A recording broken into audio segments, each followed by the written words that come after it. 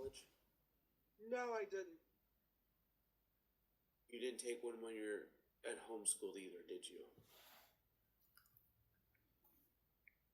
No. That might be a problem. We need let's talk about it after this today.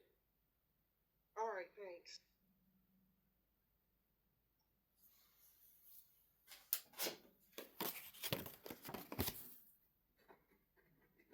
Okay. Does anyone have any questions they'd like to start us with? I have a question about the worksheet we were doing on Wednesday, the gene regulation. Okay. For model 3, I'm a little bit confused on question 1 to 3. Mostly on 3 because I know 1 and 2 are yes, but I'm not sure what is the thing. 1 second, I'm going to pull up the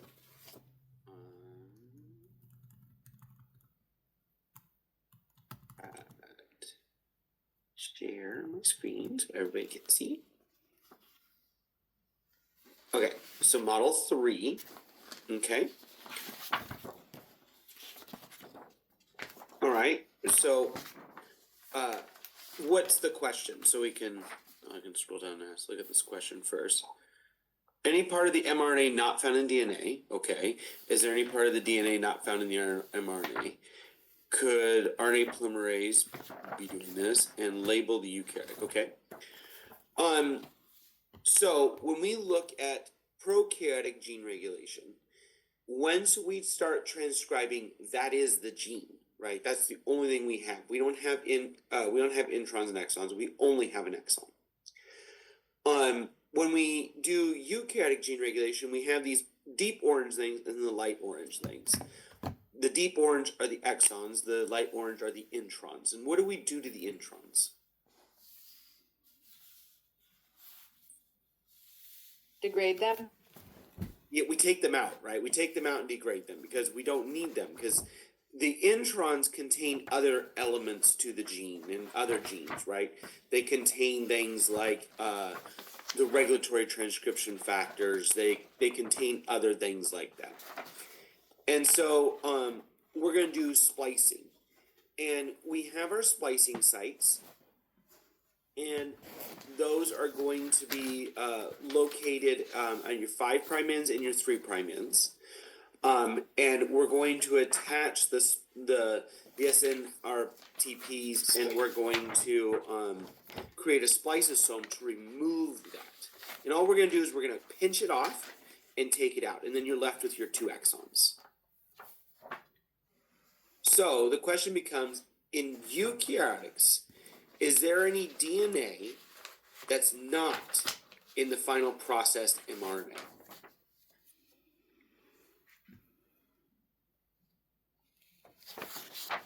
Yes, right? Because those are the introns.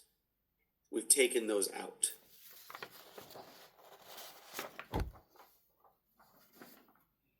Then we also have to do the post-processing.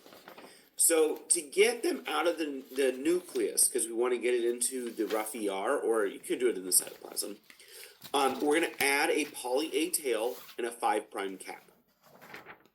And the 5' cap goes on which side?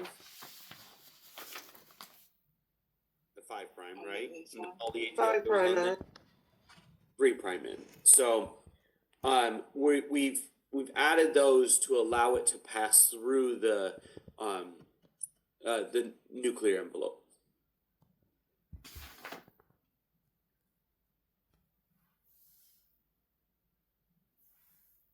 I think it was Valentina that had that question. Are we good with that? Yes. So just to confirm,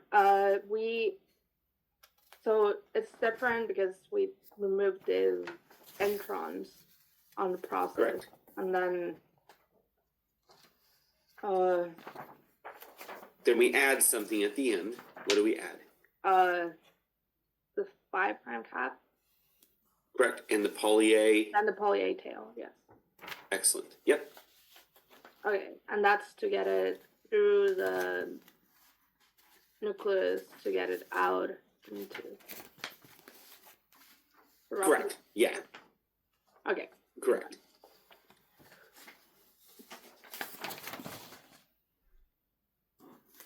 Any other questions on this page?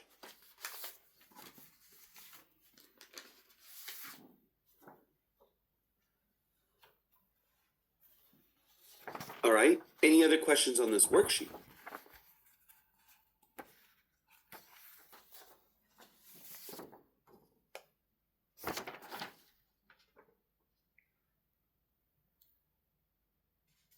Okay, so what I would say are the most important things is that you have on page 1, you have your promoter sequence, which is common to both. That's going to be bound your sigma and RNA polymerase. And then in eukaryotics, we're going to have regulatory transcription factors, and you can have some upstream and downstream. And those are just going to make as more signage to it. So that's part 1. Part 2, we also going to regulate by having histonation. If we are histonated, we're going to have less transcription because we're going to be bound together. If we are dehistonated,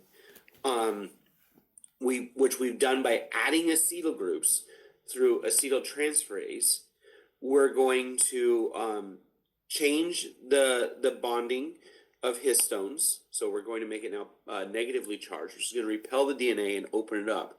That'll allow for more transcription. If we want less transcription, we're going to remove the acetyl groups with deacetylase and bind it all up, causing less transcription. We're going to edit out the introns. And then lastly, we can reorganize the exons and to create multiple new protein products. That is the summary of eukaryotic gene regulation.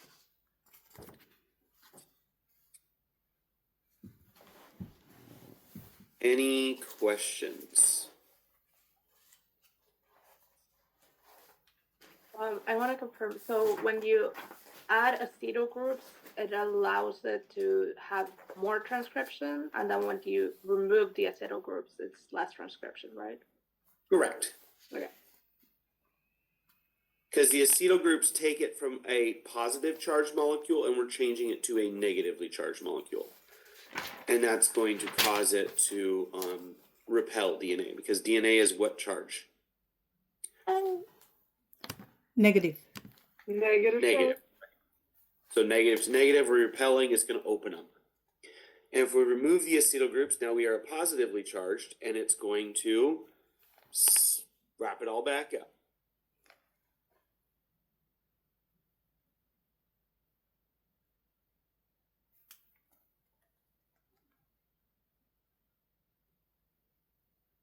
Okay, any questions on this worksheet?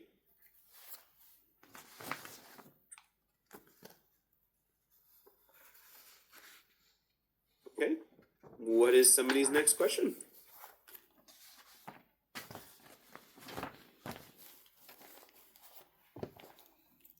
On the study questions, can you go over 6D and 6E? In what packet? 5. Okay. 5, 6D. Okay.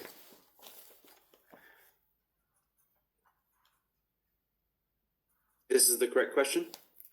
Yes. Okay, excellent. Okay, so let's just go through the whole thing. So we have an operon, okay, and we are eukaryotic, so we have extra regulatory sequences, right? So we have the promoter, plus we're going to have the regulatory transcription factors. So where can the transcription factors bind in this diagram? To everything, so the enhancers, the promoter, and PPE. Excellent, yep. And where does RNA polymerase bind? To the transcription factors. So typically it binds to the promoter region, right? Okay. So we're going to bind to the TATA, the promoter region. So where can the regulatory transcription factors bind? They're going to bind to the enhancer elements. So then if a mutation occurs in the TATA sequence to GATA, are we making it stronger or weaker? weaker. Weaker, excellent, because we have changed the sequence. The only thing these are sequences. So if we have the correct sequence, the R groups can interact. If I change the sequence, oh, excuse you, don't look at that. We're going to change the binding frequency. Okay. So how do proteins E interact with other proteins involved in transcription? So the regulatory transcription factors are going to be proteins that have R groups. Those R groups are going to bind to those specific sequences. They also have additional R groups that are going to attach to other regulatory components and to RNA polymerase. They're going to coil the DNA up into a manner that's going to expose the promoter region. Okay. Okay, so imagine you want to transcribe gene B only when a cell is in the presence of testosterone. Describe a pathway that could be activate this gene in eukaryotic. Okay, so you only want to transcribe it when you have testosterone present. So we could put an operator in. Okay, so if we had an operator, that means you'd have to have a repressor, correct? And Yeah. that repressor would come off when testosterone is present. That is possible to do. The other thing that could be done is the enhancer elements can only be bound when testosterone is present. So the regulatory transcription factors are going to bind when testosterone is present. And so when they're not, it's going to be not bound. This is going to then cause this to be transcribed very low levels when testosterone is not present. So essentially that both those ways would work. Okay, that makes sense.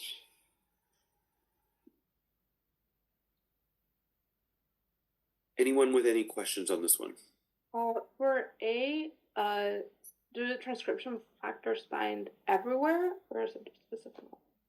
No, just specific sequences, right? So those would be Right. the enhancer elements. Okay. And then for C, it's also the enhancer, or? Correct. Okay. So transcription factors will bind because you have the basal and regulatory. So any of the specific sequences. So the promoter would also be included in transcription factors. Regulatory would be the enhancer elements because those are outside of the promoter region.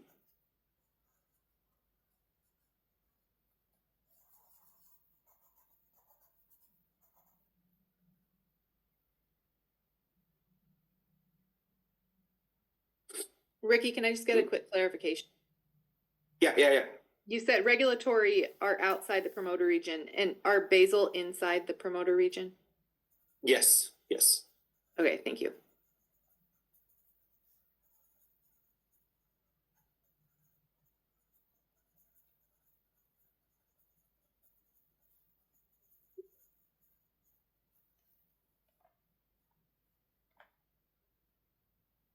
Any other questions on this one?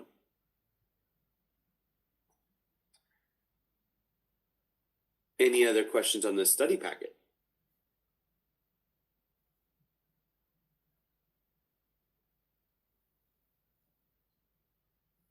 Okay. Could you go over question 2, like the diploid organisms part? Yeah, give me a second. Oh, yes. Not a fun question. I remember this question. I remember this question. I took this class. This is not a fun question. Okay. So we have to go through. Positive indicates activity, negative is absence. So it means it will not be functional. Okay. So in the wild type means everything is functional. OC is the version of the operator that cannot be bound to the repressor. Okay. IS is lactose. Lac-I cannot bind to lactose. Okay. So let's just go through. If we have the OC version of the operator cannot be bound to the repressor, means we're always going to be making it. Okay. So whenever we have that, we're always going to be making it. IS is the mutant of the LAC-I cannot bind to the lactose, which means the repressor is always bound to the operator, which means we never make enzyme. Okay, so those are our two big things.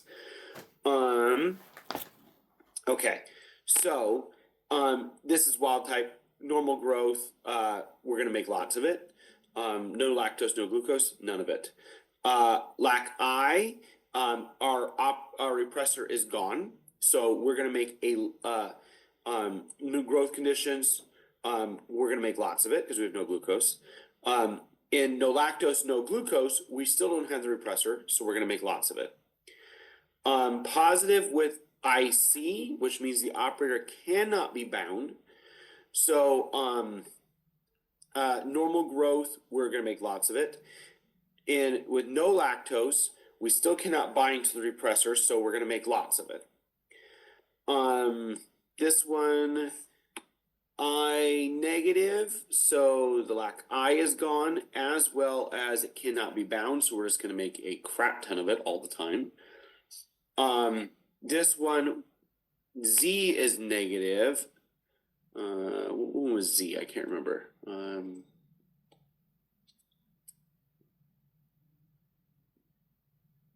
Z is beta-galactosidase gene. So in that case, we're not going to make anything because we don't have the gene to make it. And then when we start getting to diploid, this is where it's weird. So what they're saying, if you have diploid, is we've added a plasmid to try to fix problems. Okay, so in this case, initially we have everything is good. The LAC-I is operatable. This one, the LAC-I is not operatable. So can I fix the LAC-I?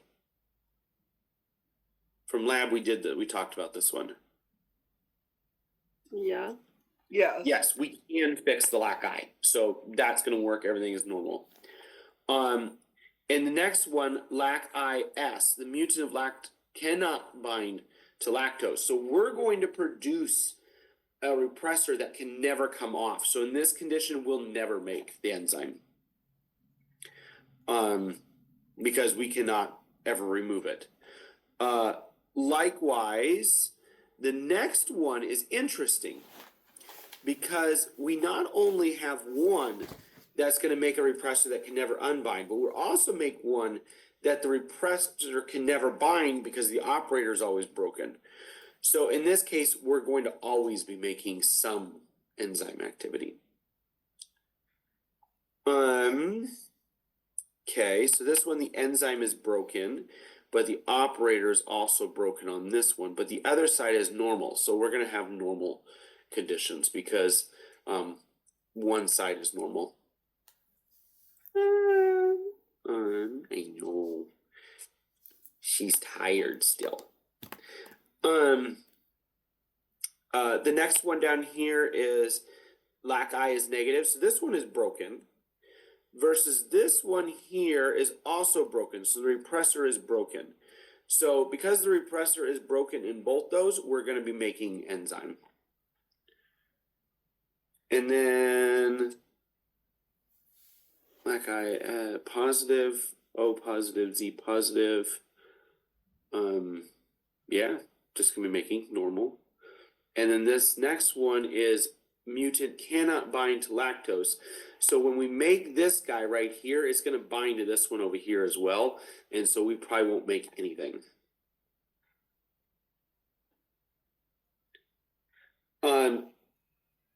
What's important to remember here is diploidy in prokaryotics is a human function. We have artificially manipulated it. So whenever you see diploid, remember that that means that we've inserted something like a plasmid. This is probably a good place to talk about notation again. Give me 1 second. Whiteboards, new whiteboard. Because we just did that new notation. So this means, that means what?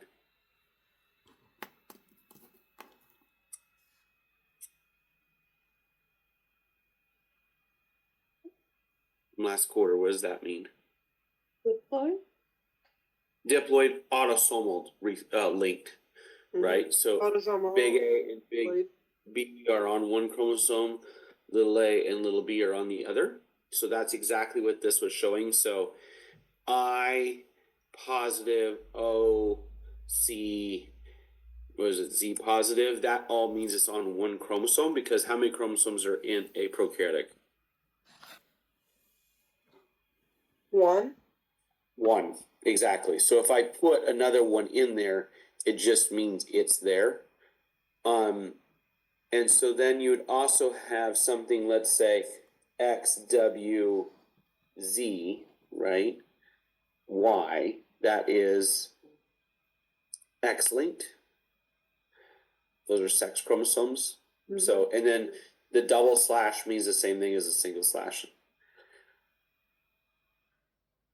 Just to refresh you guys, because that might come back. It definitely comes back.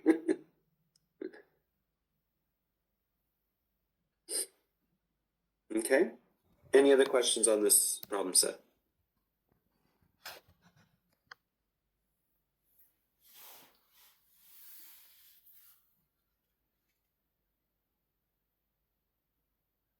Thank you.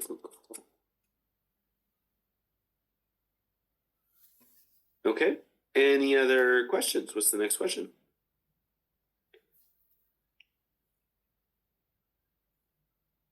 Ricky, I have a question in the extra central dogma questions, number 2. Okay. Extra central dogma. Number 2, you said? Yes. Pi receptor. Yep. Yeah, I just was not sure what was going on with that one. So inorganic phosphate is, so we've cleaved ATP. So binds to DNA when not bound to phosphate. You okay? She's not feeling the best today. Teething really hard. Make sure to breathe. So it's released when bound by the phosphate. So if we have more phosphate, the repressor does what? Falls off. Yep, excellent. Genes for what proteins would likely have a DNA binding site for this repressor?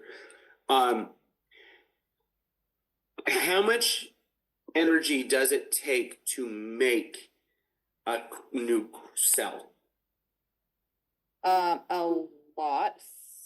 A lot of energy, right? And so we're going to need a lot of energy to do DNA polymerase, and we're going to need a lot of energy to do replication, right? An energy that converts amino acids to intermediate glycolysis, possibly if we need to make more energy, right? And so essentially this is just an energy question. Which one's going to use up more energy? Okay, so yeah, I was trying to think through it and I thought, if there's a lot of phosphate, the repressor falls off. But the answer, so I thought DNA polymerase would be one, because we're going to need energy to make DNA, and we also need the phosphates. But anyway, it said it wasn't one, so that's why I was confused. It said a tumor suppressor protein that functions during G1, and then the enzyme that converts amino acids to an intermediate, but not the DNA polymerase. Right. I thought I must be missing something. This one's just probably not, because it's taking a whole lot of energy, right? We've already done G1, we've already initiated it, so why have it do it twice? Right, okay, and then, right? So yeah, and then DNA polymerase sorry, you go ahead, I interrupted. I was going to say DNA polymerase 1, it just replaced the nucleotides, right? So Right, we've right. I was already thinking done differently. everything. Yeah. Why put another checkpoint there? Even though it was going to take energy. Yeah. Okay, that makes sense. And then, when they're adding the nucleotides and making DNA, we take a triphosphate nucleotide and cleave those two off, right? Correct. And you're right, that already happened. I forgot that had already happened when we're using DNA polymerase 1. Okay, so that makes sense. That clarifies it. Yep. Thank you. So for that Mhm. one, it's just the tumor suppressor and the enzyme that converts amino acids. Correct. So release factor, the polypeptide chain's already been made. So why spend more energy to have it fall apart, right? And DNA polymerase 1, we've already initiated replication. We've already done everything else. All DNA polymerase 1 is doing is replacing nucleotides that were already put on. So why spend more energy to take that off? So these two use a lot of energy. And so that's why we're going to have it be energy regulated. So if it had said DNA polymerase 3, would it probably have been an answer there? I don't think so. I would say initiator proteins. Okay. Because why have polymerase be regulated? Now you're going to just add more and more steps. Because we want polymerase 3 once it goes just to go, right? We don't want to regulate it. So we want to make it where it needs to be turned on. So I would say the initiator protein. So G1. Okay, so G1 is important because that's the checkpoint where the cell realizes it needs to divide. Correct. Okay. So what is the tumor suppressors doing? Making it so that it doesn't divide uncontrollably, like restraining it a little bit. Okay. So let's apply this. What are we making in G1?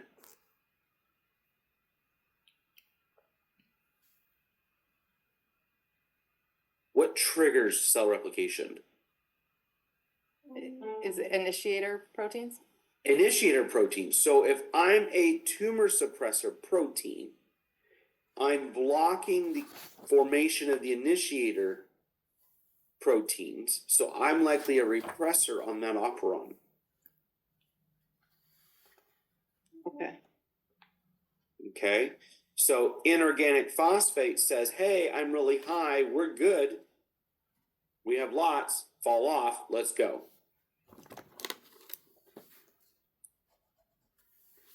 So let's apply this to a different question. What would happen if your tumor suppressor protein is malfunctioning or cannot find any longer? You just keep making a bunch more initiator proteins? Correct. And what happens to your cells? They just keep initiating and dividing uncontrollably? Correct. Now you have cancer. Okay, thank you. Child was laughing at me because he said question mark. My answers are all having a question mark. Yep. Excellent. Perfect. I just wanted to confirm, so the DNA polymerase is not one because one, it spends a lot of energy, and it's because it already started transcription or translation. No. So what's DNA polymerase doing?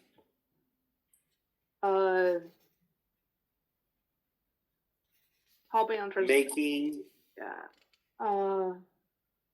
making DNA. So you said a couple of things, and I'm not trying to be nitpicky, but we said a couple of things there that was pretty wrong, okay? Yeah. So one you said was transcription. We're not doing transcription, we're Yeah. doing DNA replication.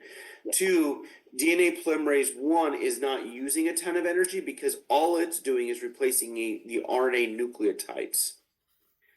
And three, we've already started DNA replication. In fact, DNA polymerase 1 comes in late. So why have one more checkpoint when we've already started, right? Yeah. So that's why DNA polymerase 1 is not there. Okay. Should we as a group do a replication bubble? Sure, why not? Why not? I like it. All right, we're gonna make a replication bubble.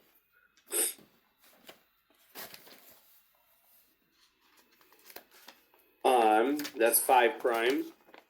So what kicks us off? Your initiator, G1.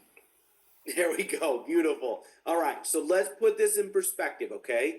Why do we do the central dogma? So we started with translation. The very first day of the class, we started making proteins, okay? So now you know how to make a protein. Proteins make enzymes. Well, what are all these things that's going to make DNA replication? That is an enzyme. So you know how to construct an enzyme. You know how enzymes work. You know how they bond, right? The first enzyme in that worksheet was actually breaking nucleotides. Remember, it was breaking that phosphodiester. So is to put it in perspective. Okay, so then we make a protein through translation. To make the protein, you need to make transcription. To understand transcription, you have to be able to replicate. So you have to be able to regulate transcription, when to do it, how to turn it on or off, and this adds the tumor suppressors, right? So when does G1 turn on? When does it not? Okay, so our whole goal, these whole 6 weeks, was just to understand how to make DNA. We want to replicate DNA.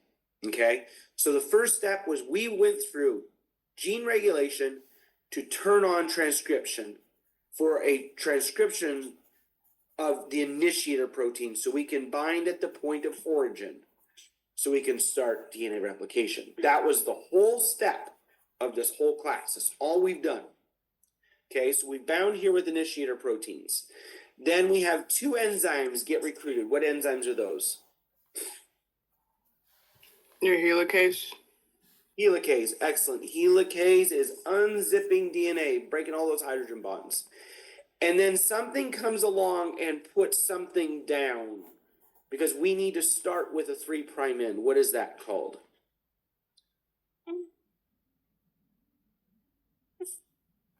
Is it your DNA polymerase? Is not. We're going to put down a primer. All Right, right. so we're going to stick down primer with a primase. And then we're going to have DNA polymerase 3 run in the 3' direction. And this strand is called leading. Now, the problem becomes in the opposite direction. We're going to stick down our primers again, but we're going to run backwards because I have to build on a 3' end. And we're going to do that with polymerase 3 again. But then we're going to go back and replace all of these primers with what enzyme? DNA polymerase 1. Excellent. Polymerase 1. We're going to replace it with polymerase 1, and we're going to ligate those phosphodiester bonds to join them with Ligase. ligase. We call this the lagging strand, but it's made up of what type of fragments? Okazaki fragments. Okazaki fragments. And that's because we need a 3' end. If I don't have a 3' end, I can't do anything. So we're going to build in fragments while keep going until we reach another replication bubble, when we're going to merge with ligase. And we're going to do this in both directions, right? So it looks like that.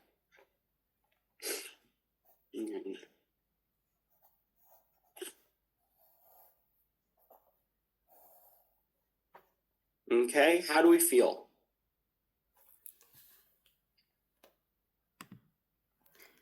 In all of this, G1 was at the initiating at 5, right?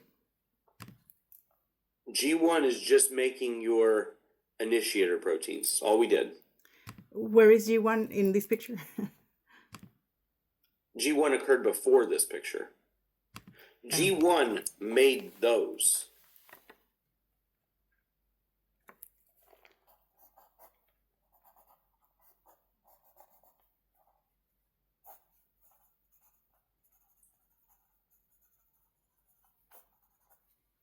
So, does this make sense why the class was structured the way it does?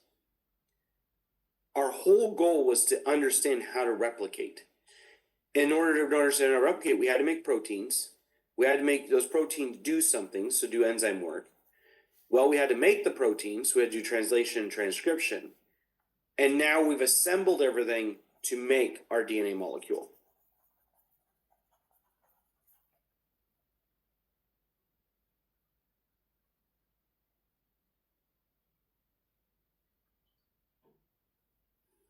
I had a question. What is G2? G2 is just another checkpoint, and an enzyme is going to go through and check to see if everything has been duplicated. Okay. That is it. We will talk about G2 when we get to cell division. Here in a couple of weeks when we start building the animal. Essentially, you can hold something in G2, right? We can tell it, hey, we've done replicated, but we're going to pause for a bit.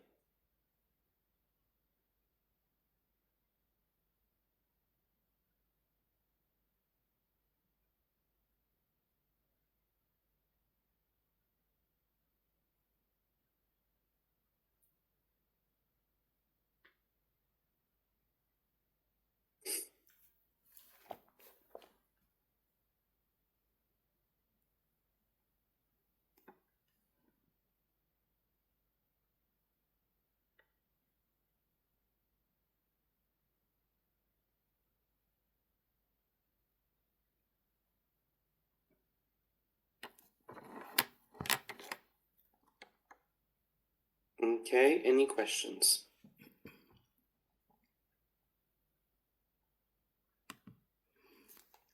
Okay, so I am a little bit behind trying to catch up.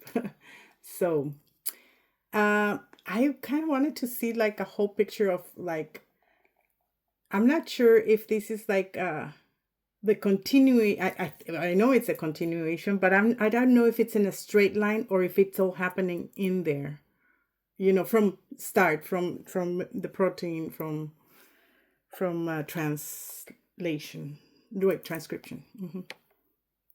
So I would like to see like the whole picture moving along.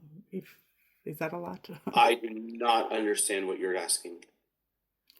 Okay, so you see how we do first translation and then transcription and then what, replication? I think I'm missing something, but So I kind of Okay, wanted to so- go through the whole like movement, you know, like general, you know, not a specific, but kind of like the movement, or maybe there's a video no about that. movement, okay? So there's processes, and so you regulate a gene to transcribe it. Okay, so to regulate a gene, we turn it on or off. Then we transcribe it, and then we translate it, which makes a protein. That's all we do. That is it. So gene regulation transcribes, translates. So that's that process. In order to initiate DNA replication and to build all the enzymes to do it, we had to understand how to do a transcription, translation, regulation.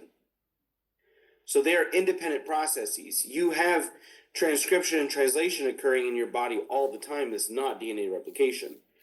But I wanted, the point here is just to start with DNA replication. So now you should know what transcription is. You should know what translation is. You should know how to regulate transcription and translation.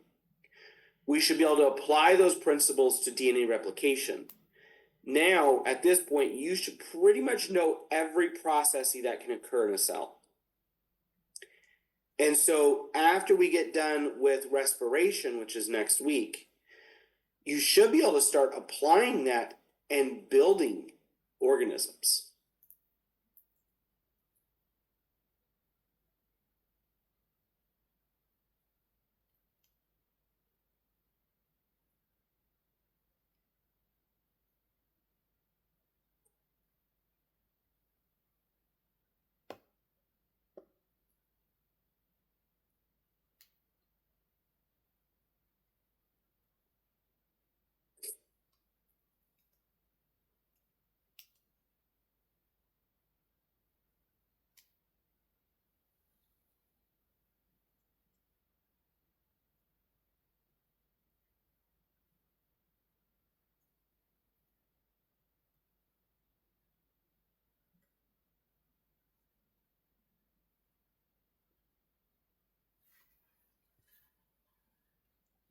Okay. Questions?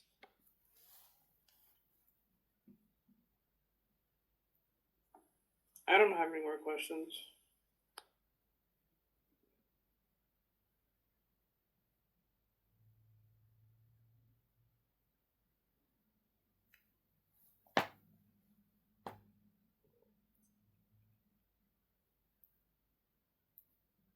Anyone else? I'm good. Okay, so what should you know by next week, right? You should know all the processes involved in transcription, all their enzymes, how transcription works, how to regulate transcription both in prokaryotics and eukaryotics, and then what happens after transcription, which is translation. Translation is pretty damn simple, right? You should recognize how to build an enzyme, how to build proteins, right? And then we're gonna apply that to the principle of DNA replication, and that's where we're at. And if you guys want to see the most adorable thing in the whole world, I'll show it to you guys here now.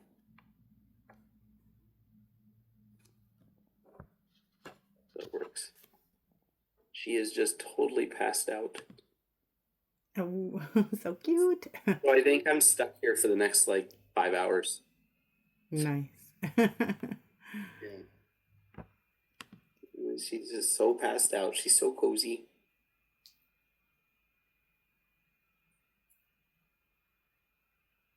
Did you get more snow, Ricky? We did. We got about 4 more inches last night. I was not expecting that. I didn't know it was coming. Yeah. Neither did we. Charlotte parked up on the driveway last night, so she had a fun time getting down.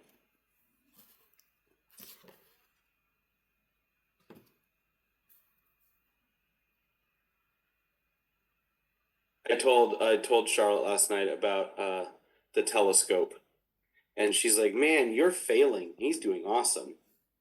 So tell him thanks a lot. I told him that you were like hyping him up, and then I said it was for Valentine's Day, and you were like, "Oh, never mind, I can't compete." And he was like, "Oh, what?" He's like, "I'm just setting the standard high. You guys got to do better." Oh my goodness, that's adorable. Yeah, he's a sweetheart. Good.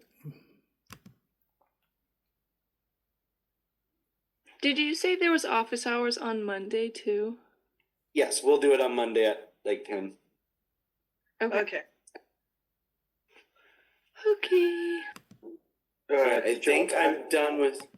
Hold on 1 second. Monday? What time on Monday? 10. Okay. Thank you.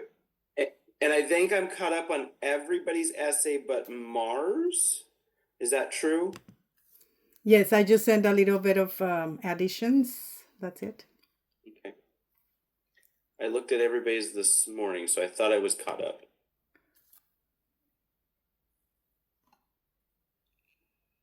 Anyone with any more questions?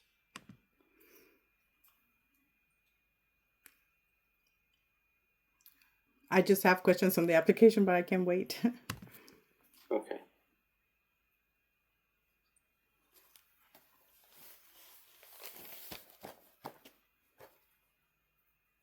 Is Anna on?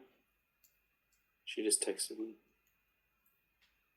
I don't see her here, unless she's the iPhone.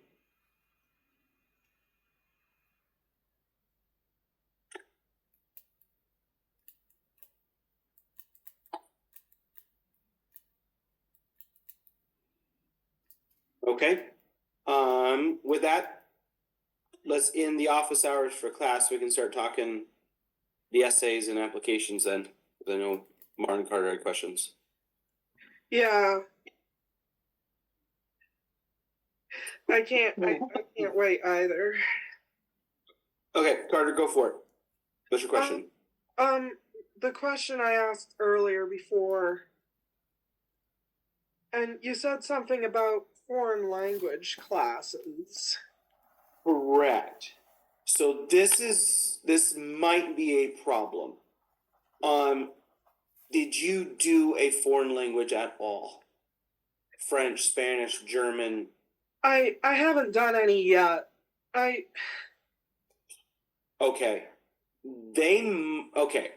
So, according to the requirements for universities, all universities in our state require you have to have 2/4 of a foreign language to be admitted. 3, UW is the weird one, which requires 3. Okay. But UW will admit you if you've done 2/4, and then they will make you do a prescription for the 3rd quarter. Okay. Okay, so this might be a problem. What are we taking spring quarter? OChem and bio. You're now taking OChem Bio in Spanish. Okay. That's not what you're taking. In summer, you're going to take Spanish too. And that might. So, in the classes that you're taking, you're going to indicate that. So that they're not going to reject you immediately. Okay. Thank you, Ricky. Can he take it in the summer or just curious? Spanish 2 is offered, I believe, in the summer. All right, so I can take Spanish 1 in the spring and 2 in the summer. I believe so. Oh, I'm in for that. I'll help you, Carter. Yeah. Yeah. Thanks, Mar. Is possible to take two Italian classes? I don't know.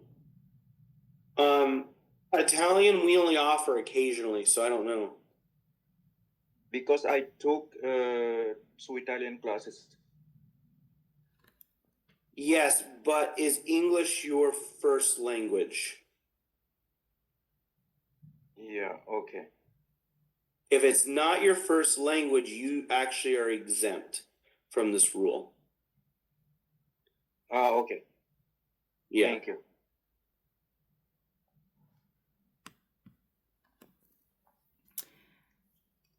I have several questions. One is, it says secondary school in Mexico, secondary school is middle school.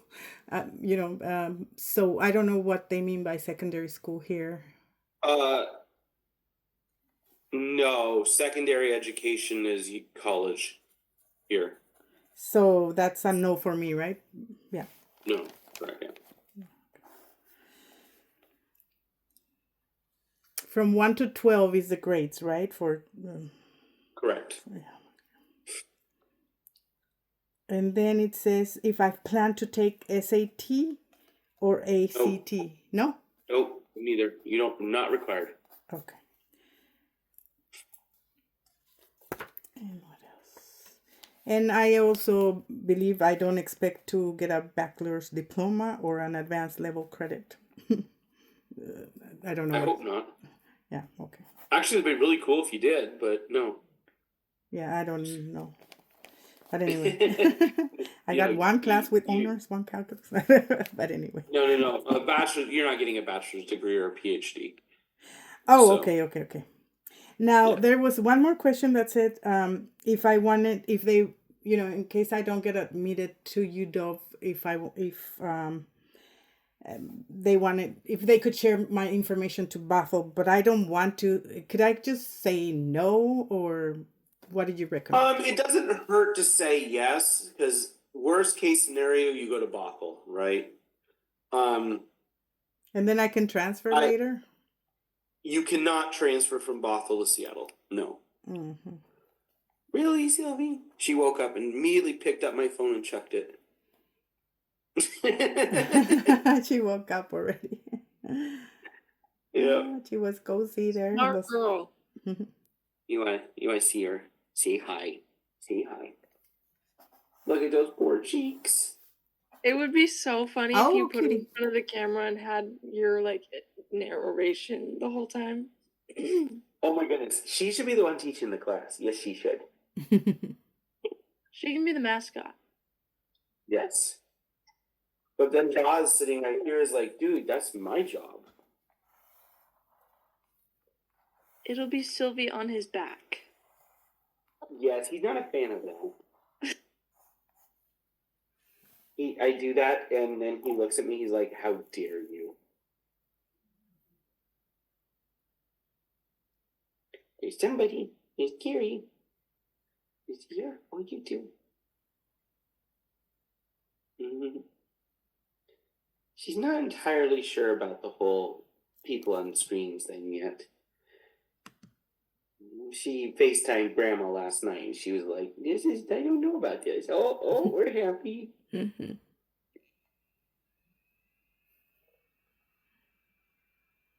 Mm-hmm.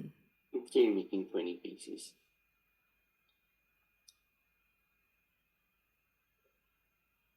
All right, what other questions do we have on the transfer?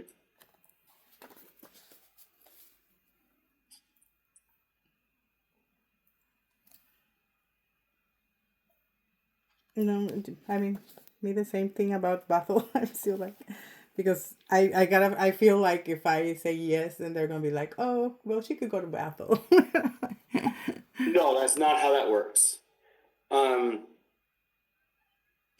So what happens is there's a score out of 20, okay? 10 is grades, 10 is essays, okay? If you reach a certain threshold, whatever the threshold is every year, it's like 16 and a half, 17, whatever it is, you get admitted to Seattle. If you're above that. If you're on the thresholds, like let's say it's 16.5 and you are 16.45, your score, whatever it is, you'll be waitlisted. And if there's a spot available. If you're like 16.0 to 16.4, and you know you're not going to be able to make it on the wait list, but you are a competitive enough student and they think that you're a very good student, they'll they'll admit you to Bothell.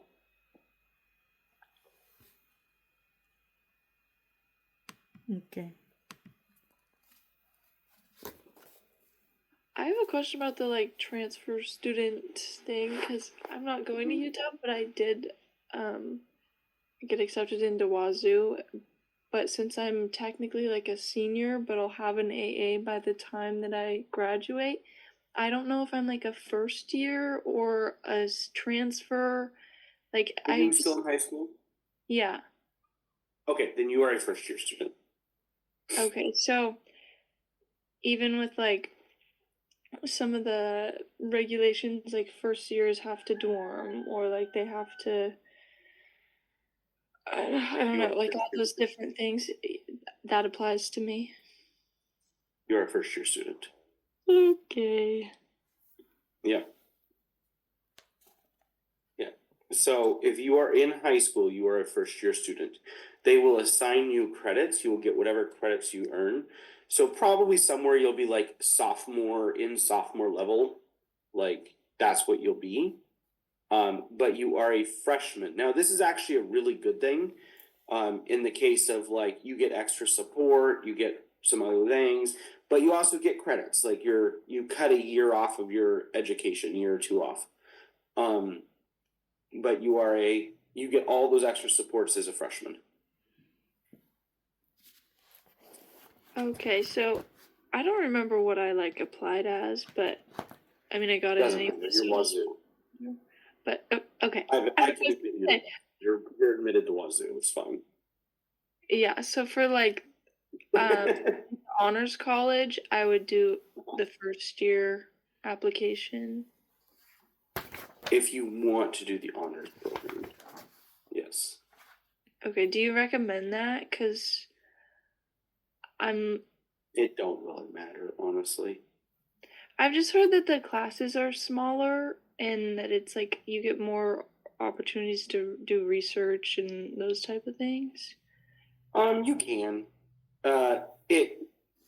It's really dependent on the classes. Probably because you finished Gen Chem. Are you in OChem right now? I can't remember. No. Okay, so you would take OChem there, which OChem's not super big anyway, so I don't know if that would be in the honors program or not. The real benefit is when you're in Gen Chem. The Gen Chem and math classes are way smaller. Okay, I do need to take math, so that could be helpful. Which math did you take here? I think I did 142. Okay, what do you want to do in life again? Be like a field research biologist or like. Okay, you probably need to calculus one. Yeah. Yeah. Okay. Have they set you up with an advisor yet? No, they don't do it until like orientation, which is in June. Yeah, it's pretty far out. Yeah. You'll talk to them and they'll set you up with all the classes. Okay. Okay, sounds good.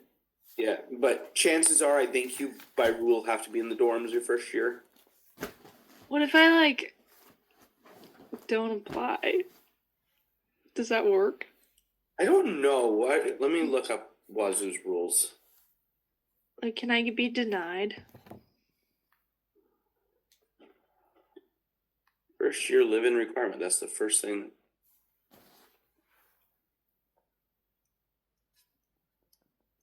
How old are you? So you're under 20 years old, correct? Yeah. And you're not married. No. You are by law required to live in the dorms.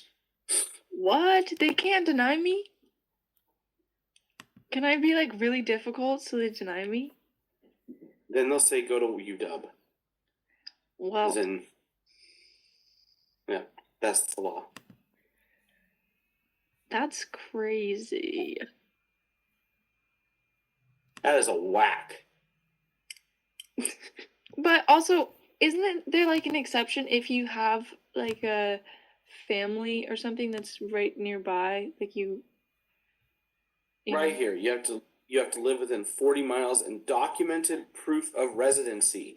I am sorry, Ember. You live in Everett. I have family really close. Yeah, bullshit. That's what they're gonna say to you. You're living in the dorms. Okay, then maybe I will do honors college so I can live in the honors dorms at least. Maybe they're a little bit Is better. there such thing?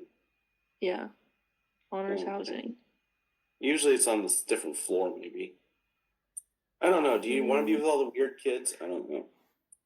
I'd rather be with the weird kids than the party people that are like Then why full did of you go to Wazoo? Because I want an education. I don't care about the party life. No, but why did you go to Wazoo? Literally, the third biggest party school in the world is Wazoo. I don't know. Arizona State, Florida, Answer Wazoo. to the UW. Literally. I don't want to live in the city, which is a big con of UW. Yeah, no, I get you. But I'm just saying, I'm just giving you shit. There's trade-offs, and There is. Yeah. You're gonna do well at Wazoo, but you're gonna live in the dorms.